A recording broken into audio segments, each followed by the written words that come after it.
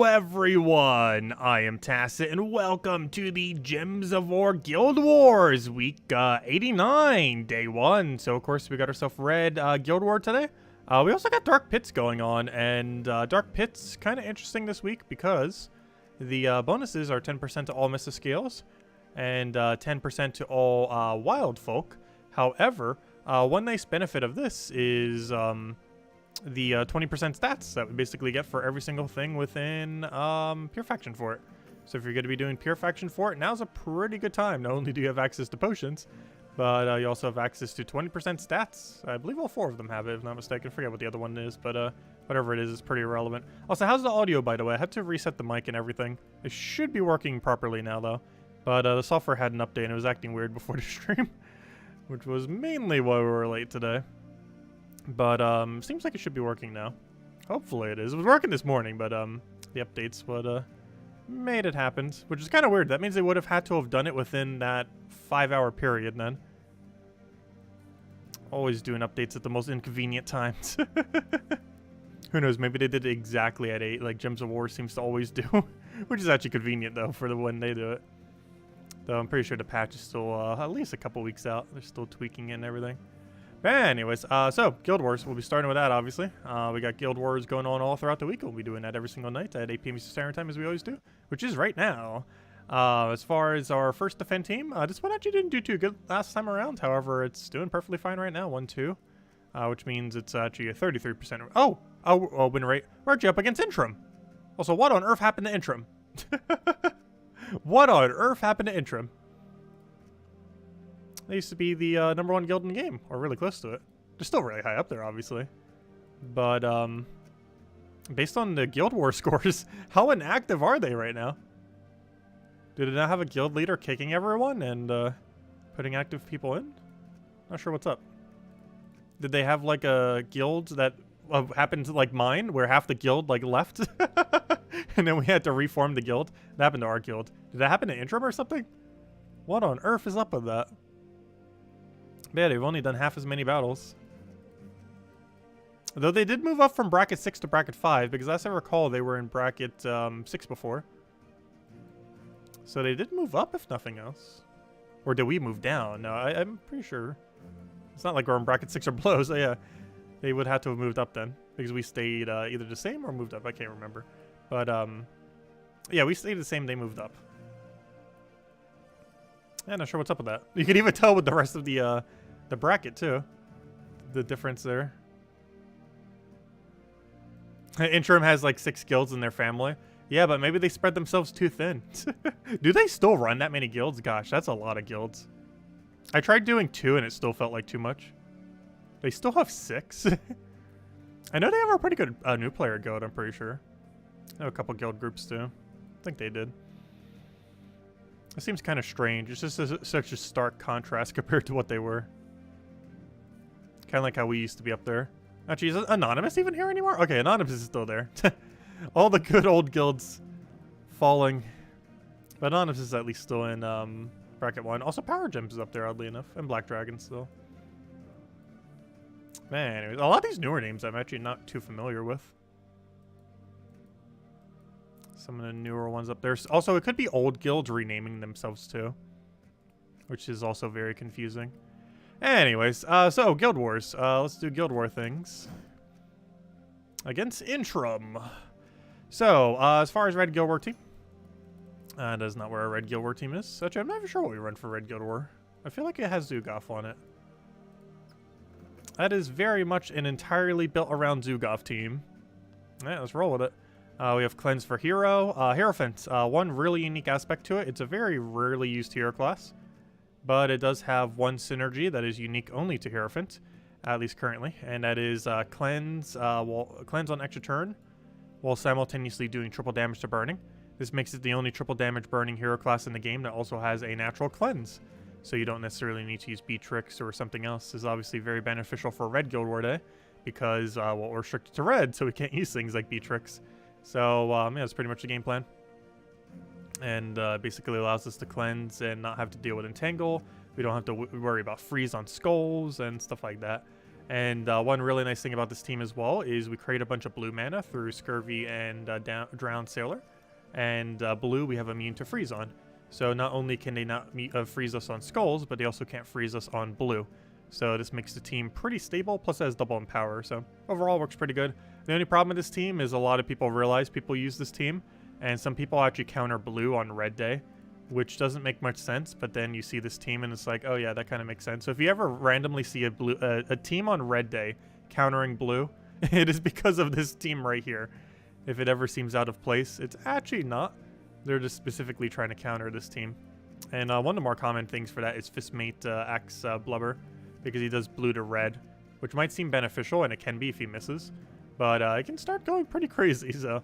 Oh, also, he is AnarchyChampion, so he can get Curse on us. He knows. He knows. He knows what we're running. Though it's not really worth switching out to something else. It's perfectly fine still running this. As long as we get good empowers up front, we're really just going to snowball enough that it won't really matter. I do need to change one thing, though. My medals are currently set up pretty poorly for what we're about to be doing. I do want to set 2 seasons instead of cleanse, and I think we should be good to go. I don't think we need magic. I mostly need it just for the Zugoff extra damage and everything. Anyways, let's go do Red Guild War. Also, let's get a flawless Guild War week for once. We still have not gotten a perfect Guild War week this entire year. We've gotten very close many times, but every single time something like that happens, we like lose a single battle. But anyways, it is indeed Red Day. It is indeed Red Day. We got ourselves the red. Let's go into it. But anyways, hello everyone. Hope all of you have been doing wonderful this week. Hello Bill. Hello Tyron. Hello Barbara. Hello Interception. Hello Michael. Hello Teddy. Hello Tyron. Hello Bill. Hello Cookie. Hello. You're watching stream from work. Nice. Hello Young Mo Ali. Hello Isabel. If I never say hello. Hello Roman. Hello Saber. Hello Mr. Jesse. And hello RunUs. Pokeball, welcome. Oh, thing fell. I need that. My mouse pad thingy.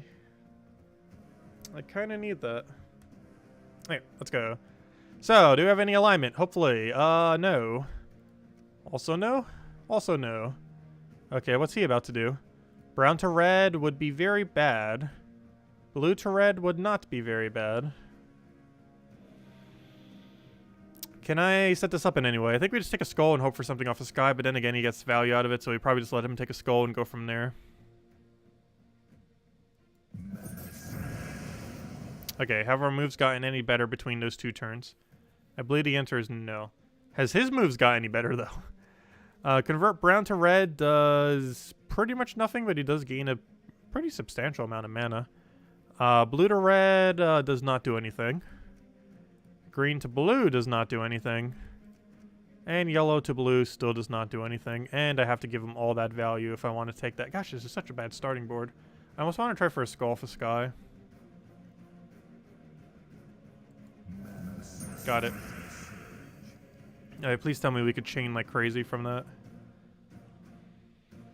Somehow still no. Oh, wait. Yes, we can. We got it. Yellow to blue. We got everything we needed. We won. Do we go for mana first, or do we explode everything in existence? So tempted to just explode everything. I'm gonna explode everything.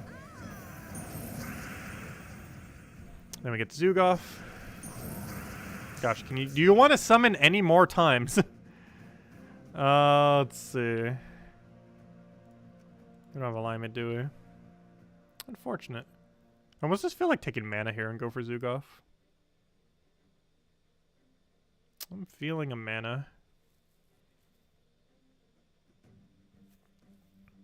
That's a checker pattern. He can't do anything out of that. I sure can, though. Please don't summon for the 4th time. Or 3rd, whatever it's at these days. Okay, do we have alignment? No. So let's Zugoff first. Oh yeah, you have immune to instant kill, don't you? That's the thing. Doesn't really matter much. That team really wanted to counter this team. Even used the indestructible. I almost forgot. That thing has that trait. It's one of the few benefits of using that spirit compared to normal Karandera. He really wanted to counter this team. Though even with a pure counter, it still didn't work. That's how teams tend to go. He could be the most perfect counter for a team. And a good enough start will completely invalidate even a perfect counter. I know you can't insta-kill the thing. He had stealthy, so I had to target it. There wasn't any other choice. We didn't have a choice as to what we could target there.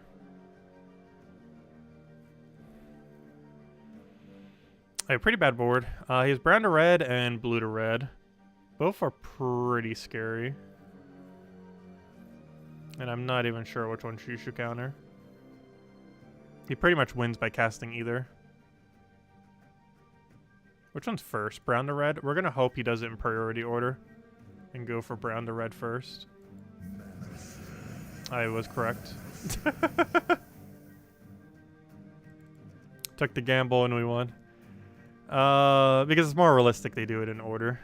Not always, but slightly more consistent it happens that way. There's a big issue with this board though, we can't really do anything. Even once we convert, that's not really going to help much. Okay, now it does. Actually, we have alignment if we want it. The question is, do we actually want it? There's a question on if that is actually viable or not. I think it is. My concern is we don't have alignment after.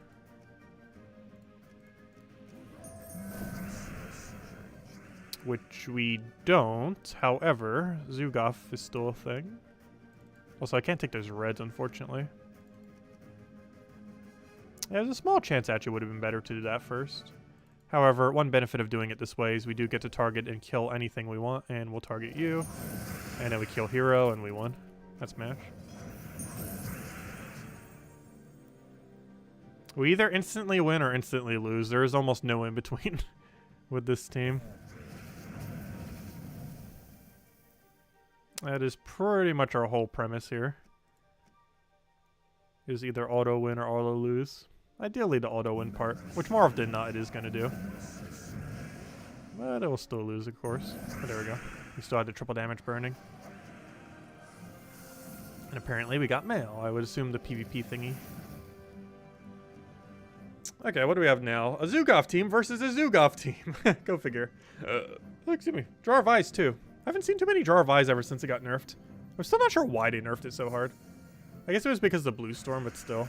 Compared to Mountain Crusher, it's not, like, so ridiculously good. I guess its summon is a bit more concentrated compared to some of the other similar weapons. So we're definitely going to do Drowned Sailor so we can get ours rolling before his. We're not frozen on anything, surprisingly, so we can actually just do stuff if we so choose. So we shall. We have alignment on that. However, that doesn't really do anything for us, does it? So much blue that does literally nothing. Now that we have pretty much full mana for everything.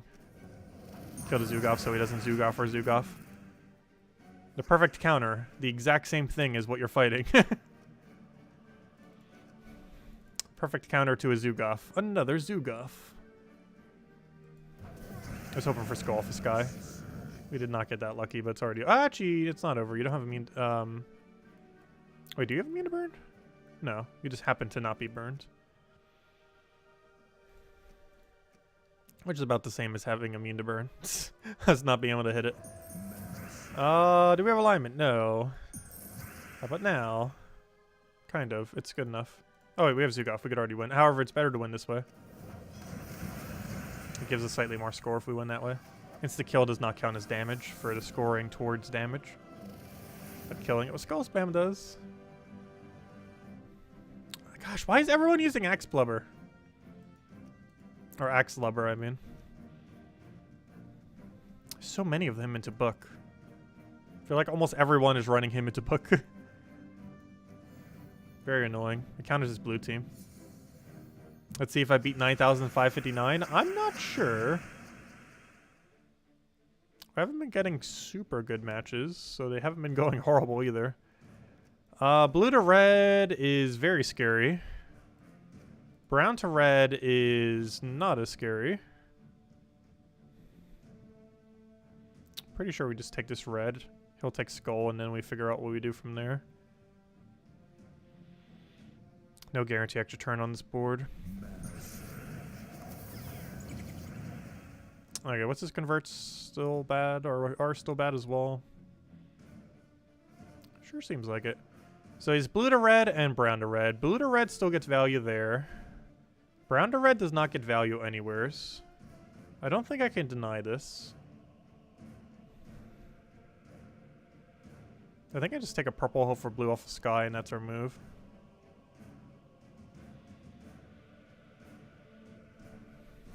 Because I can't really create blue while he still has blue to red convert.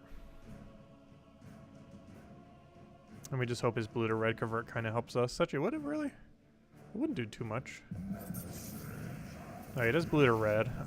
Do we really gain much of a benefit from it? We can't use either of our converters now, since there is no blue. He's about to do brown to red. Brown to red pretty much just misses, which is nice. I can take red to yellow. It's not really too useful, though.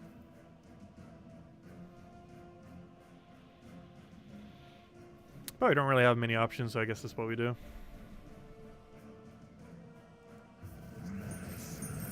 I gotta skull out of it. Ooh, we still had book too. Oh, there goes hero. Yeah, this one we could still lose. It's going a little crazy right now. Fortunately, we really didn't have a capability of getting our converts down. And now he's gonna get all the red. Ah, looks like we're gonna lose this one possibly.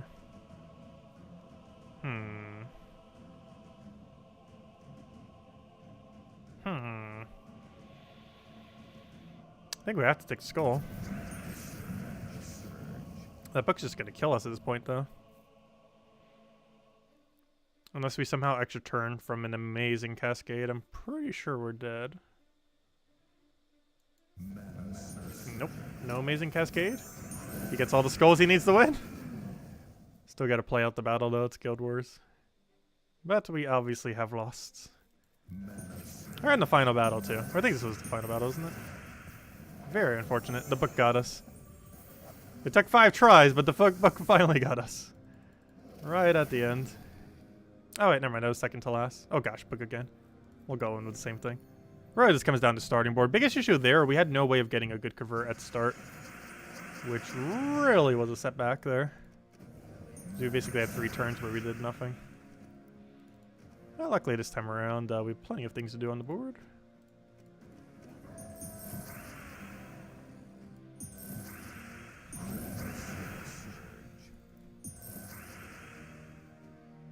I think we go for Zugoff here. At some point we need to cast Zugoff and stop taking extra turns. Let's see. No, not yet. Not until every single one is gone. Okay, I think we do a move now. We got rid of his converter. Oh gosh, why? What is that amount of resummon? Also, can you stop getting Hunter's Mark on the exact correct target? We might actually die to resummon and nothing but resummon. What a way to double die. I'm pretty sure we're about to lose to the fact he just resummoned a billion things off of RNG.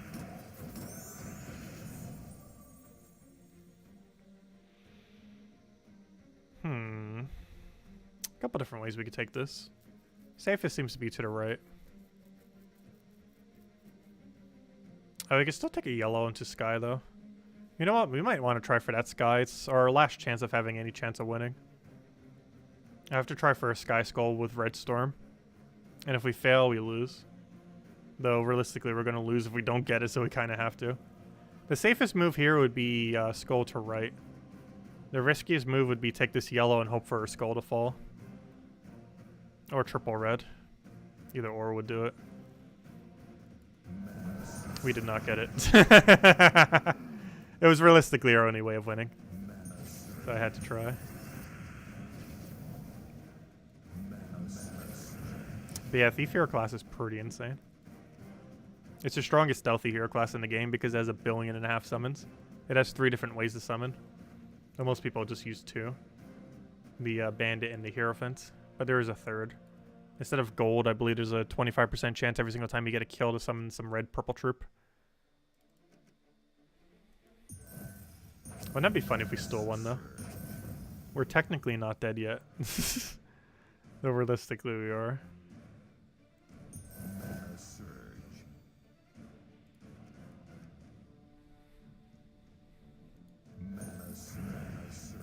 We're technically not dead yet. Imagine if this won. Just a solo drowned sailor. He has a 20% chance at death mark the last 2 enemies every single time he casts. I am tempted to cast and hope for that 20% out of pure luck. The only problem with that is he'll refresh Hunter's Mark on us if I give him an extra turn, and casting it right now gives him an extra turn. So we should probably hold off for a turn until the board's a bit better.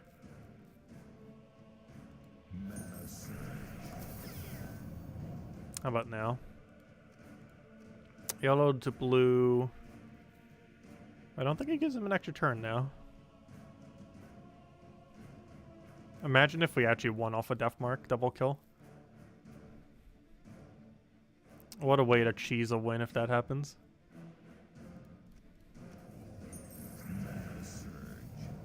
Oh, of course they didn't get death marked. So we'll take that over. I gotta take this so he doesn't get red. Luckily we use red. Though nothing for anything useful. Oh, and there we go. It was a good run. Yeah, double kill at the end. Book got us like crazy there. Very unfortunate. But it happens sometimes. Very unlucky. Well, this week's another week without flawless. Starting it off that way. Okay, so other things. Let's go clear out dailies real quick. Oh, we got a lot of gems today too. Very nice. Much better than Guild Wars. Actually, I think I only get... How much does my guild even get for completing out a Guild War week? It's like so small. That's not where Guild Wars is. How many do we get for a Guild War week? That's not how you check. We get 125 gems. We almost got more gems just today. Because that's 25, that's 15, and that's 20. So that's 60 gems right there. That's like half a Guild War in one day. Doing almost nothing. Guild War payout is so horrifically bad.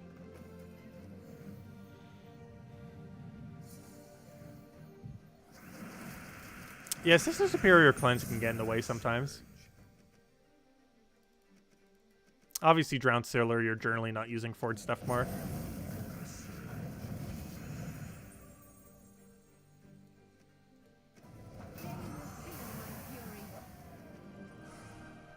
Yeah, those books are scary when they work properly.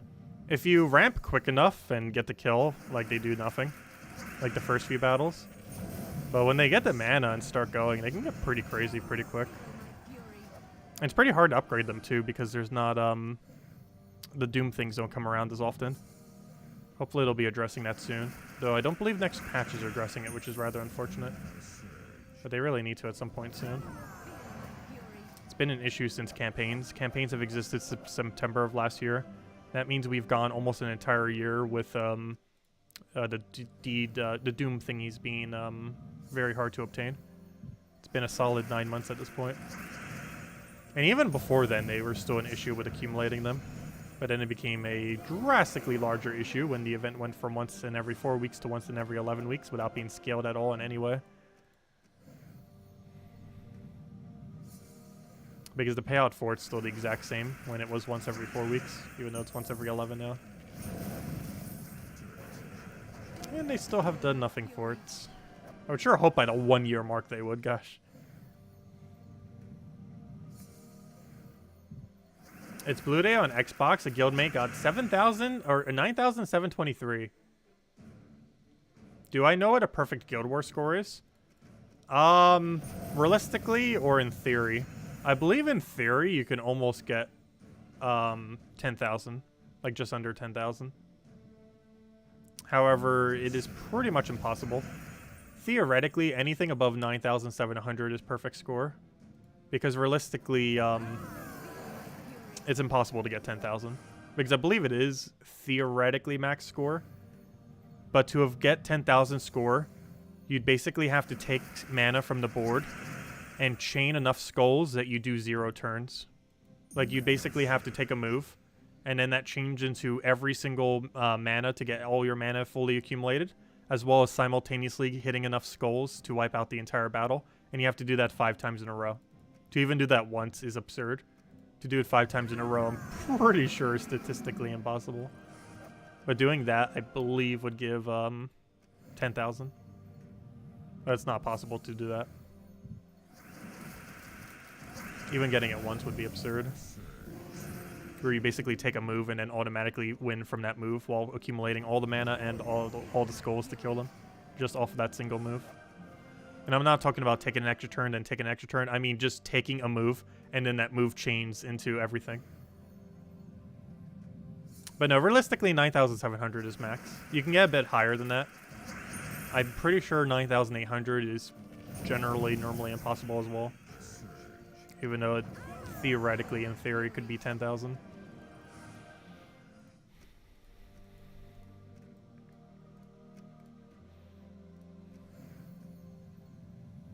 Yeah, 9,750 or so is like probably realistic max. Even though it can go a bit higher than that.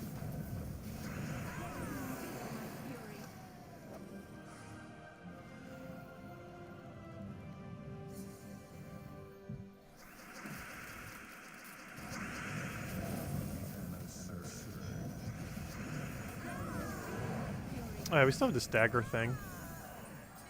What's that dagger even do? I was just setting a dagger earlier. Deal damage to the last enemy. If the enemy uses yellow, deal triple. Did we just get lucky with that enemy using yellow? Because it seemed like it did a lot of damage. Ah, it did! I was like, why did that dagger do so much damage? It's because of this triple to yellow and we just happen to have a yellow for the final kill there. That's pretty funny. Obviously that dagger was mostly just to do the weekly objective we had the other day. We did finish those, right? Did I forget to finish them? Why do I feel like I forgot to finish them even though I finished everything? But no, we did all of them. Claimed all of our loots as well. Was we getting anything interesting soon? Oh yeah, we get the moon in 2 weeks. Or 3 weeks if you bought the normal pass. But yeah, the moon comes out in 2 to 3 weeks. Inflict lycanthropy on 2 random enemies. Oh gosh. And create 2 lycanthropy gems. Why? There's a 7% chance of an extra turn for each purple gem on the board. I'm still not sure if that counts lycanthropy gems when it says per purple gem. Because theoretically they're purple gems, but they're a different type of purple gem. Kind of like how skulls, doom skulls, and uber doom skulls are technically different things. But I believe they all count as skull boost ratio. I'm pretty sure they both count for purple boost ratio. It would make sense if it's creating lycanthropy. Inflict a random stats effect to a random enemy. Okay, at least it doesn't have a lycanthropy at the final thing. It has kind of what a Magnus has, except instead of doing it based on extra turn, it does it based on every time you cast. It's such an annoying troop. It's not really going to be viable, though, just to craft a new thing that's coming out at the end of the season. And, of course, we have the Mythic, which has like 1 billion lycanthropy as well. Converts all green gems to lycanthropy gems, which is a really high amount, gosh. That's pretty much enough to 4 times lycanthropy the entire enemy team, as well as possibly your own team. And all yellow gems to doom skulls. And then summons a Winter Wolf or Warg. Winter Wolf is good, Warg is not. If I'm not mistaken, Warg does gain souls and has a bit of a boost ratio based on souls. For whatever reason, has a 23 mana cost, which I'm not sure if a single mythic even has that exact mana cost. Most of them tend to be 24. It does have Impervious, so at least it can't get hit by its own lycanthropy. It also gives 1 attack and magic to all beast allies when its turn begins, which is a very bad final trait. Its ability is good, though. Everything else about it. Well, it has Impervious. It has Impervious, and its ability is good. Though first and final trait are pretty bad. And mana cost is a little expensive for a double converter. Most double converters are around an 18 mana cost or so. This is 5 higher than that. Making it a little bit more inconvenient. Though it does also have the capability of just 4 times lycanthropying the entire enemy team or whatever's still not alive. Anyways, we did that, probably go do faction now. So, as I mentioned earlier, Dark Pits is a pretty easy faction to get done this week due to Pure Faction having 20% stats along the line. Makes it quite a bit easier than it would ever be. Even if you're not doing specifically the Tuesday event, it's still 20% additional stats, so that's a thing. Though, of course, ideally you would end up doing it today off the event if you were going to go do it. However, we're just basically going to run a standard Rowan team. You can run Iron Gut and stuff like that for the later battles here. It does allow, but we're just going to run with standard Rowan and should be good to go. Oh, speaking of Iron Gut team, you can run something like that. Mountain Crusher, Apothecary, High King, Iron Gut, Possessed King. That's for the deeper levels, of course. However, we are not at the deeper levels. We're just here to take the lower level ones. So let's go with this team.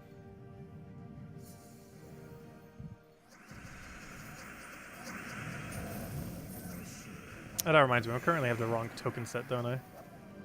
We'll go tweak that. We need pure armor into 20%.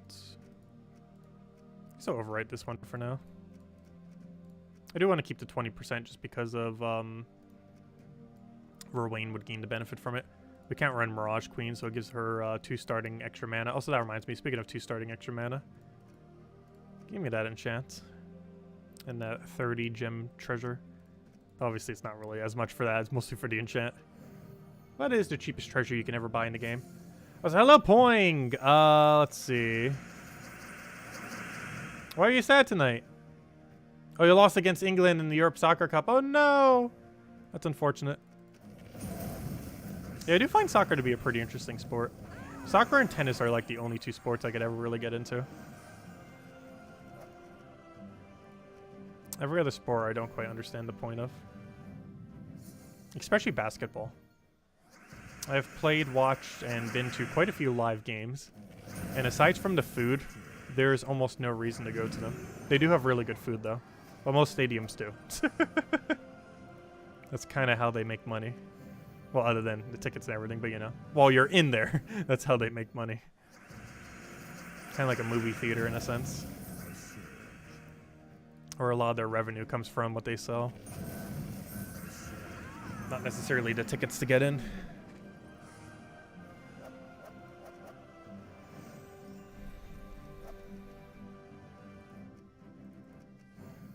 Hello, Nexus! Welcome. Have you mentioned lately how much you hate lycanthropy? Yes. I'm pretty sure it's still blowing up on the forums. I've kind of just been ignoring the forums lately. Because I feel like a good majority is how bad lycanthropy is. I'm pretty sure it's died down a bit by now. But, probably not by much. Until this season is over. And even once the season is over, people will still be talking about it, just a lot less. Because, of course, it becomes quite a bit less of a factor once the season ends. And even more so in about a year from now when not as many people might have, like, the Mythic and stuff like that from the event. Because one issue that's going to happen very shortly after the campaign is everyone's going to have the Mythic. The Doom Troop, I believe, might have the capability of doing it too. The Boss Rarity Troop thing. And, of course, everyone would have just got the fresh amount of troops. And then about a month after, they'll be in drop table, all of those. So if the free-to-play players will then get it. And then it's going to take about a couple months until they die down. Because at the end of this season, there's still going to be a lot of lycanthropy troops coming into the game. And then about a month after the season, all the free-to-play players will be getting the lycanthropy stuff for the first time. And then they're going to want to use it. And then, well, not necessarily for the first time, but, you know, all the ones that are specifically in the season pass. And, yeah, it's going to take a couple months, even after the lycanthropy gems no longer fall from the sky. But eventually it'll basically become a forgotten about mechanic like Bleed or something, hopefully. The only issue with that is Essence of Evil and a few other things will still have to deal with it. Even if you're specifically not wanting to use lycanthropy, Essence of Evil still has it always. As well as anything else that randomly does a negative stats effect. How many gems would it cost to go to level 500 Pure Faction in reasonable time? If you skip half the battles, it would cost around 2,510 to do it on a Tuesday. To do it while skipping literally everything, it would cost you around 2,910 or 2,310. Probably closer to 2,310. Or sorry, 2,110 I meant. It's either 2,910 or 3,110 I mean. So basically around 3,000. Though you could do it as cheaply as about 2,510 in a reasonable time. But if you're really looking to get it done quickly, it's going to be about 3,000 gems. It's pretty pricey. And that's that's per pure faction. Gosh, it's hard to say. But per pure faction, it costs that much every Tuesday. We did it for about 7 of them or so. Actually, maybe more. I kind of lost track. Maybe a dozen. We did quite a few of them that way. Actually, then again, didn't I technically do all of them that way? Except for 2. So yeah, I technically did 28 of them that way. Not all on Tuesday, though. Quite a few of them were the weekend long ones. If we're just counting Tuesday ones, I think it's around 8 to a dozen. Or 7 to a dozen or so. Whereas, as far as gemming them, yeah, we did do it to 28 of them. Though quite a few of them were because they were new factions that came into the game. Not old ones. Though I did do it to quite a few old ones just out of laziness. Gets it done easier. We had the gem, so might as well. No reason not to. But do you agree and buy every Imperial offer? Yes. I didn't initially, but yes, it is 100% worth it. And even all the red offers, yes. Those are like the 2 most valuable ones in the current state of game. Writs are twice as expensive, but I still get them every single time. Okay, so over the last year, I've pretty much haven't passed on a single Imperial nor on a single Writ ever. Imperial's a lot better than a Writ, but it's still worth getting both.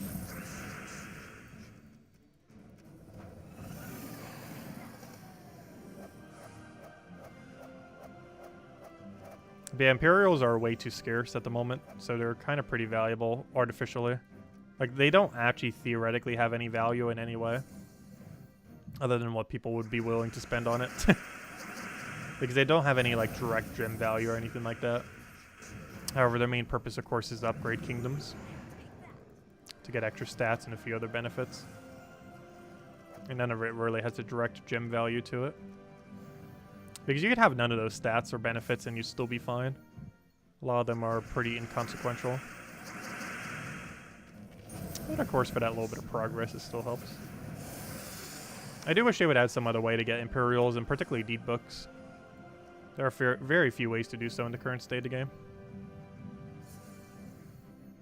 And by very little means to do so, I mean like nearly none. And any that do exist are pretty much RNG based. Or money based. Like the season pass thing. Also, one weird thing, there's no Imperials in the season pass. I still don't understand that. It makes sense to at least put a few there. I think one season they had like 2 on the bottom. But I believe every other season has had 0 Imperials.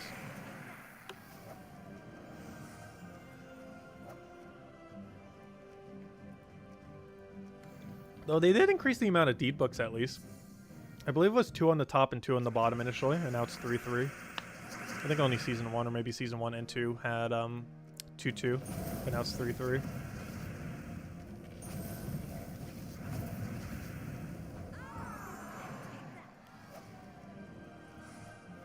Also, we'll hand out the code soon. Still haven't handed out a code this stream, have I? I didn't realize it was already getting that late, gosh. Time's been flying by today.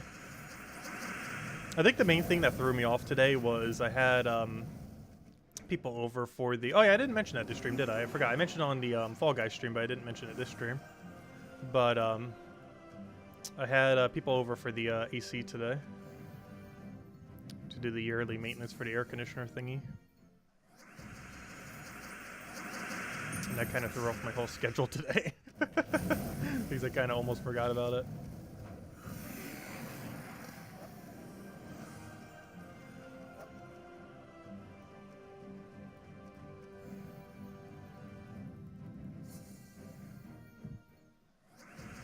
Yeah, there's occasional money offers for them. I wouldn't really bother spending money on them, though. The only instance where that is worth it is the season pass, if you're going to do it. There's no Imperials there, just DeedBooks. But a DeedBook is worth 50 deeds. So if you see them selling, like, 2 deeds for $2, it is exceedingly bad value. Because if you buy the $10 pass for a season, you get what is essentially 150 deeds of that color. Extra. And if they're selling deeds for about $1 each, that means that is $150 worth of deeds for $10 plus everything else you get with it. So there's really no point in ever buying normal deeds, and I feel like they're going to increase the rate of Imperials in some way in the future. It's still worth spending gems on them currently. As far as money, I wouldn't really bother, because there's a good chance Imperials will be not like super easy to get, but easier than the current state of the game and at some point in the future.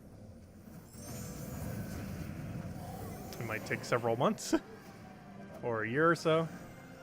But at some point, Imperials will be easier to get than the current state of the game. Also, I always almost forget this room all the way in the top left. It's really annoying because it's a treasure room and you kind of go in a circle. So it's one of those rooms that you almost always forget to do. Because it's designed where you like deliberately take it last in a lot of instances. Yeah, it's all the way in the corner, so you kind of forget about it. It's really weird design. They didn't really design this delve too good. Because it's basically a circle.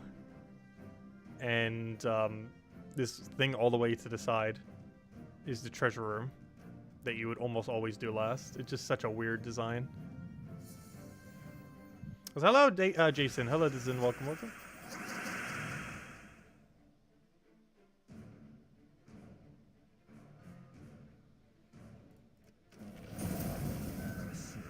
How much is the cheaper pass for campaign worth? In what? Gem value? I don't think I've ever broke down the exact gem value. It's also a bit different from time to time, as far because they kind of tweak the rewards for some seasons compared to others. But it's very high. It is a very big number if we were to actually break down the gem value. Like absurdly high.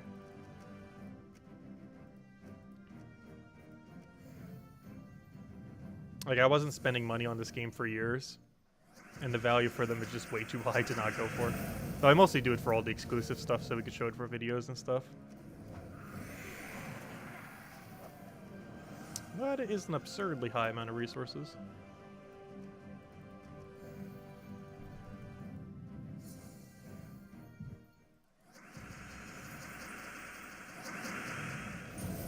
I mean, how much of the loot is actually worth spending money for? The weapon's pretty useless.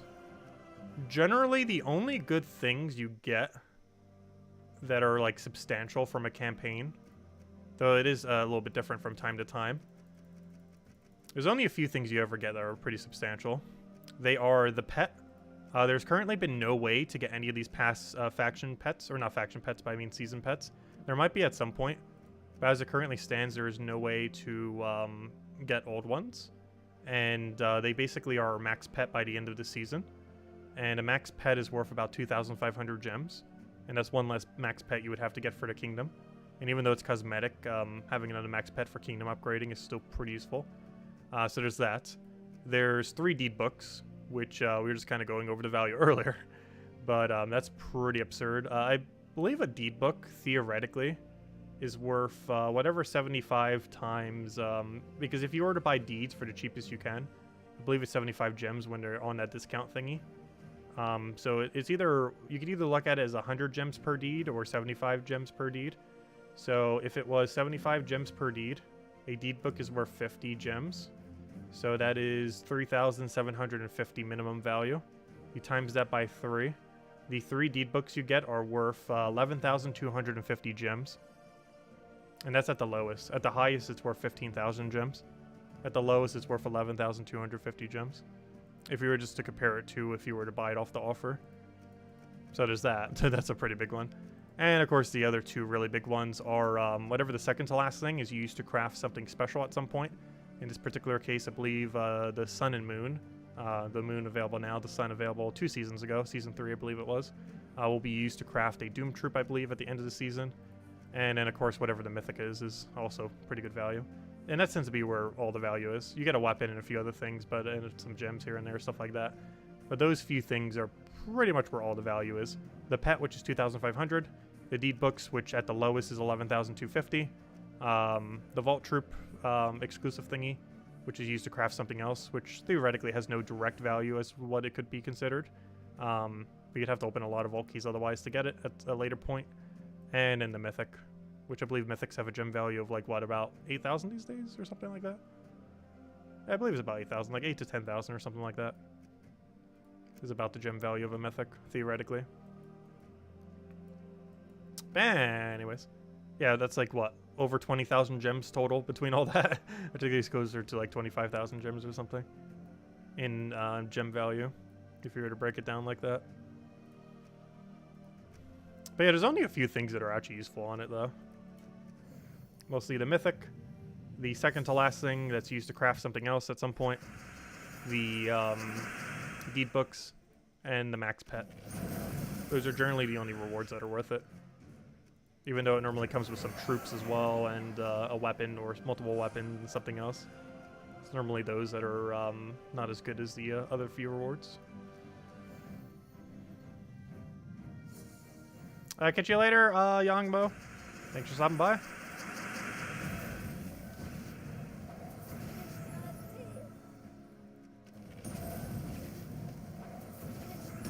Oh no, that wasn't enough damage. Oh, Lamia. I saw that Lamia hit. I didn't realize it did that much damage, though. Should have used shield. We could have probably already won. I just didn't realize it was that big of a hit. Apparently it was. Like we have barrier now, so even though it's trying to hit us again, no damage for you. That would have been sad if that damage actually did make it so it wasn't enough again. So after we finish out this floor, we'll hand out a code. And then we'll continue pressing forward. If anyone else has any other questions that you want me to go over, let me know.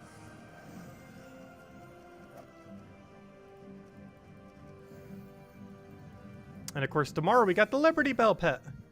As well as we'll be doing Guild Wars, of course, as we will be every night this week. But we get the Liberty Bell pet, so definitely don't forget to go pick it up. It's barely surviving. Always annoying when it does.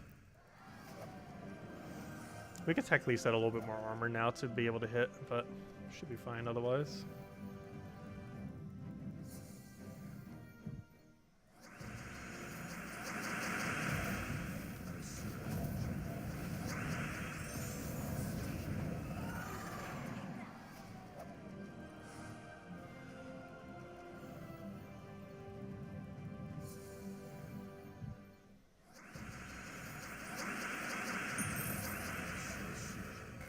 Like a little skull there. I don't think we actually would have had enough damage without that skull without having to have done Urskea shield, so that saved us a little bit there.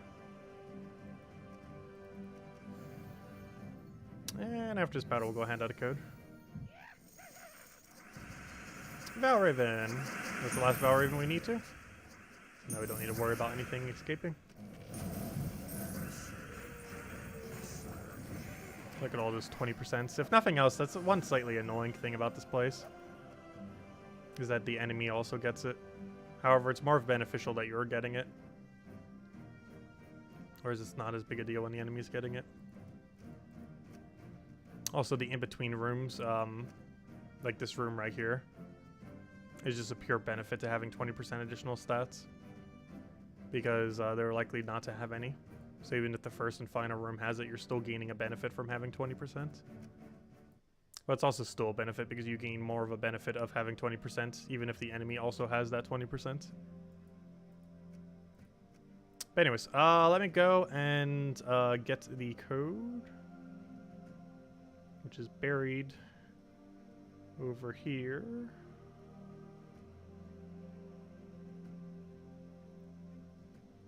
There it is. Grab this. Also, we have a lot of codes right now. Because we didn't use any while we were on vacation, obviously. So we have a lot more than we normally would around this time. Okay, let me go in there, let me go in there, go to game code. Get everything rolling with it.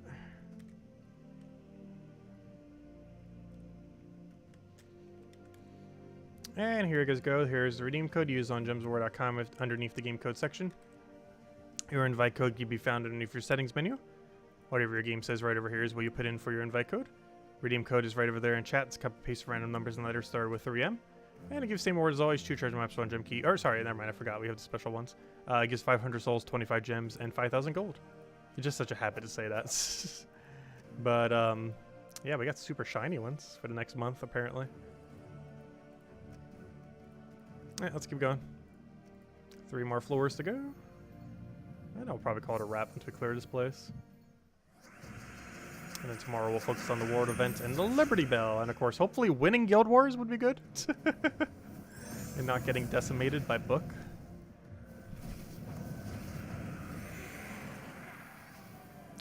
Book can go super crazy sometimes. Very scary weapon.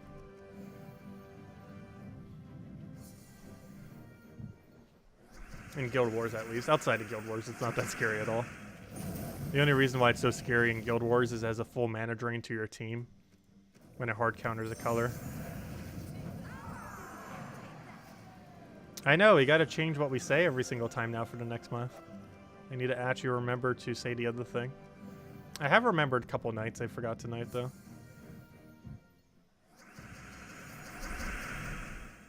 And then once we run out of them, I'll forget to do it the other way around.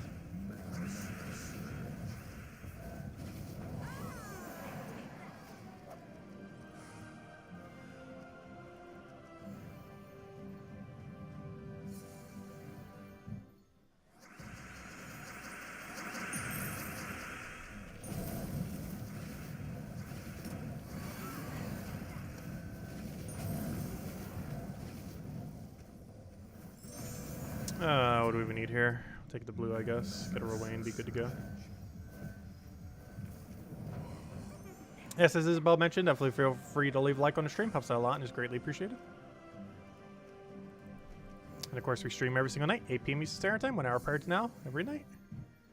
Doing Gems of War related things. Also, we've been having some really big Sunday streams lately. The first Sunday was because we got back. The last Sunday was because we were doing Gnome event. And next Sunday is technically 4th of July, and I don't have any plans, so I might do a little bit longer stream. We'll definitely have 2 codes for it, if nothing else. Not sure if it's actually going to be that much longer, though. But we will do 2 codes for the holiday. So that'll be 3 Sundays in a row where we handed out 2+ codes. It's not normally a thing, but it just happened to coincide that way.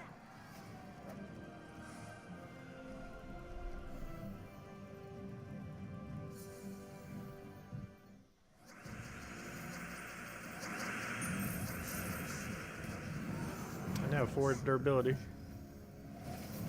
And then it gains 1 from the inscribe. Luckily it's still enough because of the Doom Skull.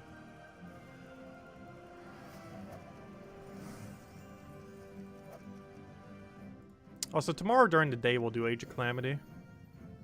We're going to do every stage on level 50 and higher on highest difficulty. All the side stages we need to get around to doing again. Quite a few of them should be pretty difficult too. So it should be fun. Should also hopefully be able to get a guide video up that morning. It'd also get more eyes on the stream. Because I think it'll be the first time I'll actually be mentioning I'm doing a stream after. So we'll see how it goes. I'm pretty sure it's going to get almost no views though, just because we haven't covered Age of Calamity as a video for so long. I'm going to need to preemptively make 1 billion tags to make sure it gets seen. The way to cheese YouTube, just put 1 billion tabs that are relevant to the video. And a really good thumbnail to make. And you're pretty much good to go. It doesn't matter what the video is, as long as it tags title and thumbnail are all as clickbaity as possible. While also being accurate. It's pretty much all you would have to do. Of course, the video still needs to be not horrible. As far as getting people to it that don't normally watch the channel, that's really all you have to do. That's pretty much YouTube in a nutshell. I don't do it for Gems of War stuff, obviously, because I'm pretty sure almost everyone in Gems of War knows who we are by now. But for other stuff, we have to do it occasionally. Otherwise, it doesn't get seen.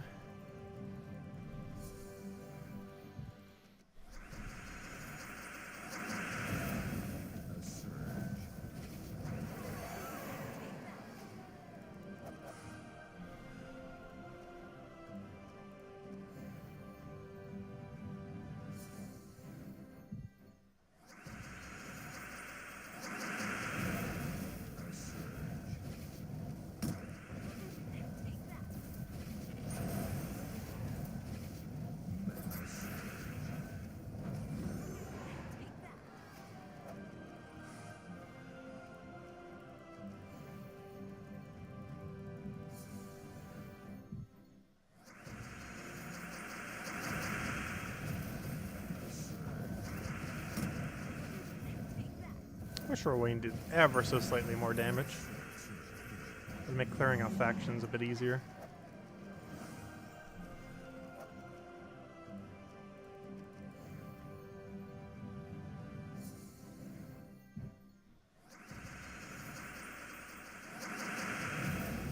Yep, no problem, everyone.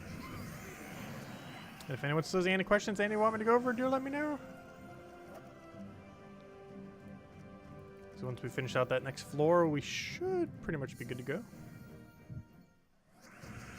Get our last little bit of reward in. But yeah, Tuesday faction events have insanely good payout in this game.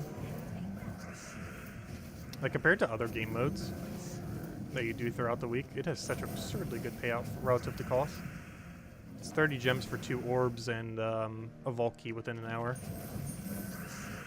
which is very solid loot. I'm curious to see if changes next patch will actually make it so this event isn't as viable compared to the new content. Though I'm pretty sure the new content takes long enough to farm that realistically it's not more viable. Because one interesting product of the new event is that it would theoretically give you, actually, yeah, it would still give you quite a few vault keys. And those vault keys results in orbs. Karandera campaign just happened on Switch. Any good teams for Karandera? Normal Karandera tends to be used mostly as a utility troop. It is mostly used with Obsidius, which should exist on Switch at this current moment in time. Obsidius Switch combos with like 2 other troops tends to be the way to go normally with it. It disables every single trait in the entire game.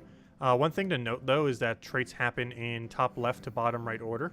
So you want to make sure you have your Karandera in front of your Obsidius and have your team ordered in some way, like a hero with like maybe Mountain Crusher, followed by your main damage source, whatever that might be, ideally a mythic, but anything there that will do a lot of damage, followed by Karandera and then Obsidius. It is important that Obsidius is specifically below the Karandera, and if you do it that way, you'll curse and then stun rather than stun and curse, and of course doing it in that order will allow you to curse stun basically everything in the game.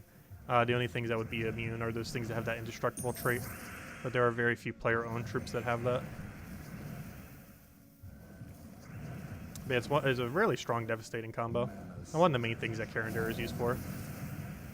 It can also be used to get rid of status effect immunities for teams that you might need it for. But it's very situational when that happens, and there isn't necessarily a build, it's just when you need it, you bring it out. But build-wise, it's normally used for the Karandera Obsidius build combo. They work very well together. Because even if they have Impervious, you'll still be able to curse stun it with a single extra turn. Assuming Karandera hits his curse. Because I believe it's like, what, 50% chance per extra turn or something? Or 40%? Which unfortunately isn't guaranteed, but it's high enough that 2 or 3 extra turns will do it. And normally if you get lucky, you'll just get it immediately, of course.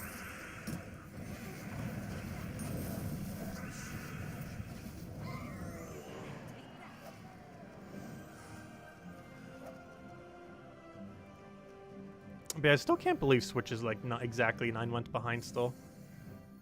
Because Season 1 for Gems of War happened in September of last year, which is basically exactly 9 months ago.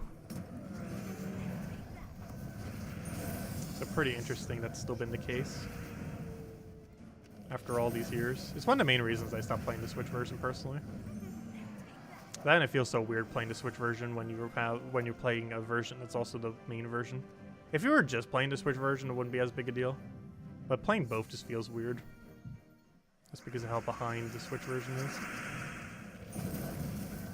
It's kind of sad that it might never actually be up to date with all the other platforms. It might just perpetually forever be behind.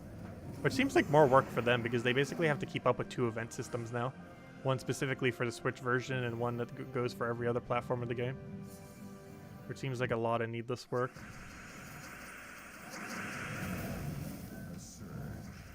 For just getting Switch version up to date. Or at least closer up to date, if nothing else. So I guess that issue would still be the case if it's closer up to date. Until it's fully up to date, I guess that technically would still be the issue. Would be an issue, I mean. Also, it's amazing how slow EXP can actually move. In 2 days, we have not even gained a third of a level. But last Sunday, we gained 2. Because we were power grinding for it. With the best EXP rate in the game, team. Theoretically, absolute best EXP rate would be for us to do it again tomorrow. Because tomorrow, we won't have all the gnomes and everything. will make it quite a bit more discouraging to do. However, from a pure EXP perspective, the guild will have 100% extra bonus. So it would theoretically make sense to do it as of tomorrow. Not sure if we're going to. But if we truly wanted the quickest EXP rate in the game, we would do what we did last weekend, except do it tomorrow when we have 100% extra EXP gain. Which is not double. It's a bit less than double. Because it gives you an additional 100%. And since we already have, like, what, 185% or something, it makes it go to 285, not to double, which would be 265. Which is another 100%. It's not a double. Oh, that's still a lot of extra XP, obviously. Not double is still a lot. Since 100% is definitely not a small amount.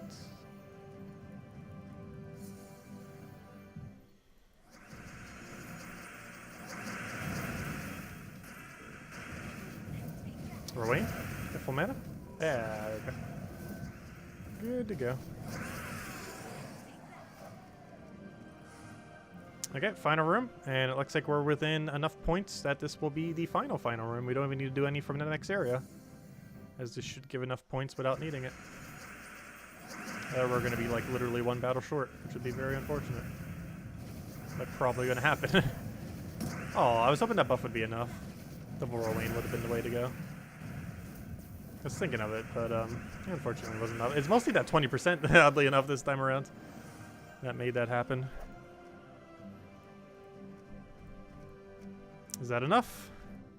No, it is 1 or 2 battles short. Really? Interesting. Okay. Well, we shall do 1 or 2 battles then.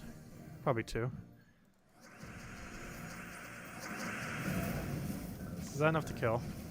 It is not, surprisingly. I guess that 20%'s doing it. That 20%'s actually getting in the way a little. It does ultimately help when doing pure faction, though.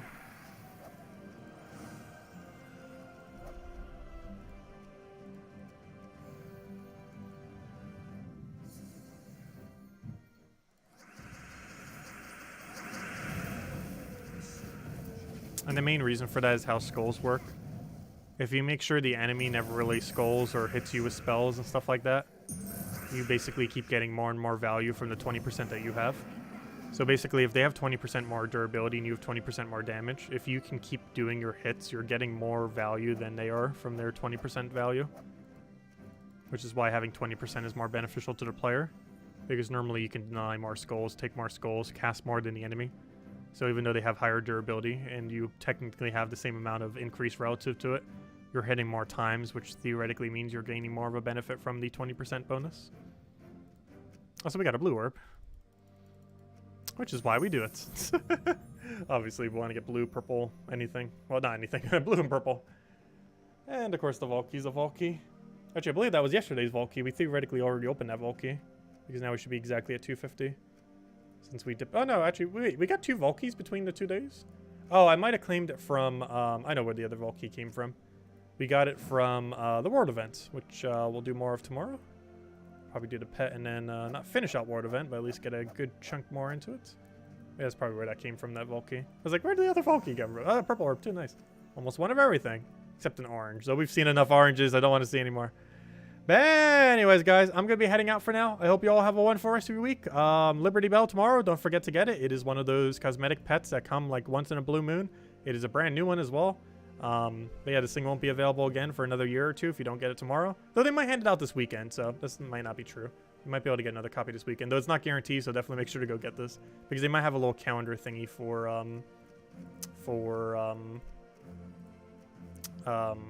Independence Day. There's currently not one, but they might do one, which you get like a copy or 2 of it. But still make sure to get it tomorrow, of course. And aside from that, we'll be doing Guild Wars, as we will be every single night this week. And specifically, PC Mobile has the Guild War of, I'm looking for the thing, that's not where Guild Wars is. The Guild War color of yellow. And we'll go from there. But anyways, guys, I hope you all have a wonderful week. We'll catch you later. Thanks for stopping by. And I'll catch you guys soon.